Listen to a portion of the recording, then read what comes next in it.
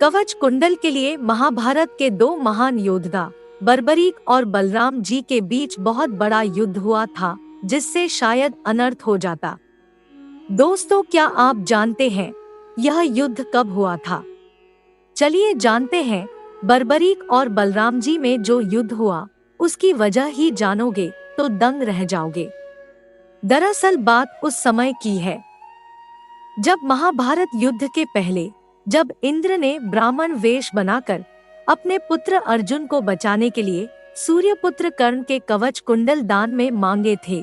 उसी बीच एक तरफ बर्बरीक, जो कि कुदरत में समुद्र देव की तपस्या कर रहे होते हैं, जब उनकी तपस्या पूर्ण होने वाली थी, उसी समय कर्ण भी अपना कवच इंद्रदेव को दे देते हैं।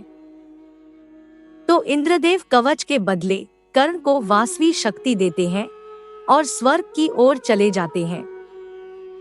जब वे स्वर्ग की ओर बढ़ते हैं तो वे स्वर्ग के अंदर नहीं जा पाते, क्योंकि उन्होंने छल से दान मांगा था। तभी इंद्र कर्ण के कुंडल को समुद्र के किनारे रख देते हैं और चले जाते हैं। तभी चंद्र देवता की नजर उस पर पड़ती है। कवच कुंडल के तेज को देखकर वे उसे ले जाने की कोशिश करते हैं और उसी समय समुद्र देव और सूर्य देव उन्हें रोक देते हैं और वे उसे वहीं रख देते हैं।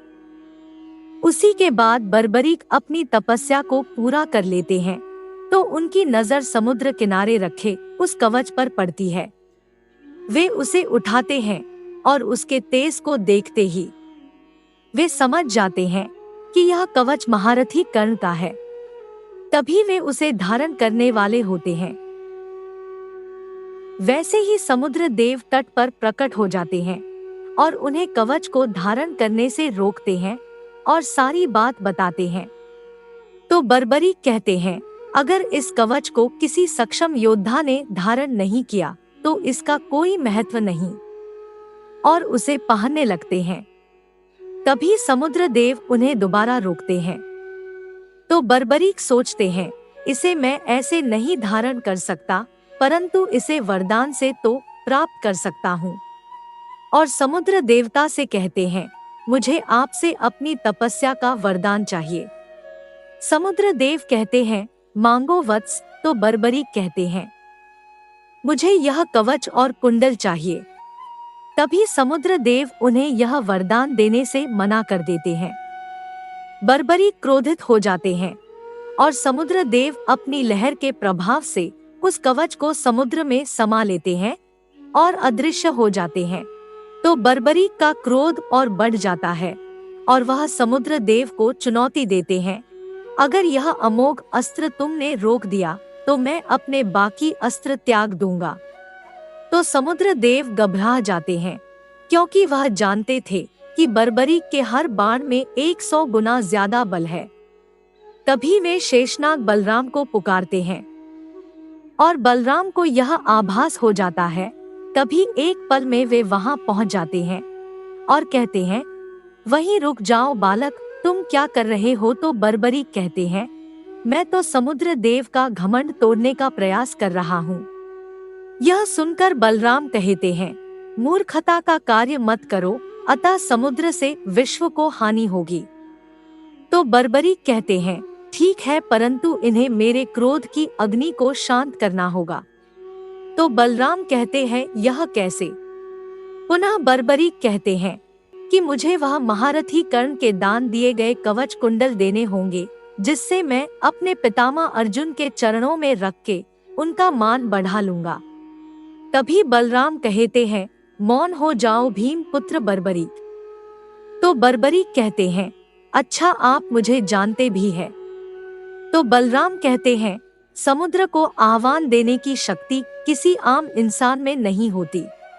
तो बर्बरीक कहते हैं, लगता है आप मेरी शक्ति का अंदाजा भाप गए हैं। तभी बलराम कहते हैं, तुम यहाँ से शीघ्र अपने कुल को लौट जाओ, अतः मुझे अपनी शक्ति का उपयोग करना पड़ेगा। तो बर्बरीक कहते हैं, आप मेरा नाम जानते हो, मगर यह नहीं जानते जब बर्बरीक युद्ध करता है तो कितना भयानक युद्ध करता है। फिर बलराम कहते हैं, दिखाओ मुझ पर अपनी शक्ति का प्रभाव दिखाओ। तो बर्बरीक बड़ी चट्टान उठाकर बलराम की ओर फेंकते हैं। बलराम एक हाथ से उसे तोड़ देते हैं। उसी के बाद बड़ी जोर से धरती पर अपना मुसल मारते हैं और धरती फटती जाती है। जैसे ही धरती फटती है, वैसे ही बर्बरीक अपना पाँव मारकर उसे रोक लेते हैं। उसी के बाद दोनों एक दूसरे की ओर बढ़ते हैं और उनके बीच भयानक कुश्ती शुरू हो जाती है और दोनों एक दूसरे को धरती पर पटकते हैं। कभी बड़े बड़े पेड़ों को एक दूसरे के ऊपर फेंकते हैं। इतनी जोर जोर से भयानक आवाजें उत्पन्न होती है, मानो शिव तांडव कर रहे हो। फिर उसी के बाद बर्बरीक एक बाण पहाड़ पर चला देते हैं, जिससे वे चट्टानें समुद्र की ओर गिरने लगती है। वैसे ही बलराम शेषनाग में परिवर्तित हो जाते हैं और चट्टान को जकड़ लेते हैं। तो बर्बरीक उन्हें ऐसे देख के समझ जाते हैं, यह तो गोविंद के ज्येष्ठ भ्राता बलराम है। तभी वे बलराम के चरणों को छू के क्षमा मांगते हैं और कहते हैं, अगर मुझे यह पहले ज्ञात होता तो मैं अपने शस्त्र नहीं उठाता। प्रभु, मुझे आप जो भी दंड देना चाहे दे दीजिए। तो बलराम कहते हैं, मैं बातों से तुम्हें माफ करता हूँ, पर तुम्हारी मुख के निचले हिस्से ने विश्व को बहुत हानि पहुँचाई है। जहाँ आने वाले समय में तुम सबके शुभचिंतक बनोगे, पर अपनी ताकत के बल पर नहीं, अपने हृदय के बल पर। तभी बर्बरीक उन्हें प्रणाम करके चले जाते हैं और कोई अनर्थ नहीं होता। महाभारत में ऐसी कई कथाएं छिपी हैं, जिसे हम आपको बताते रहेंगे। ऐसी और कथाएं जानने के लिए हमारे चैनल को आज ही सब्सक्राइब कीजिए। धन्यवाद।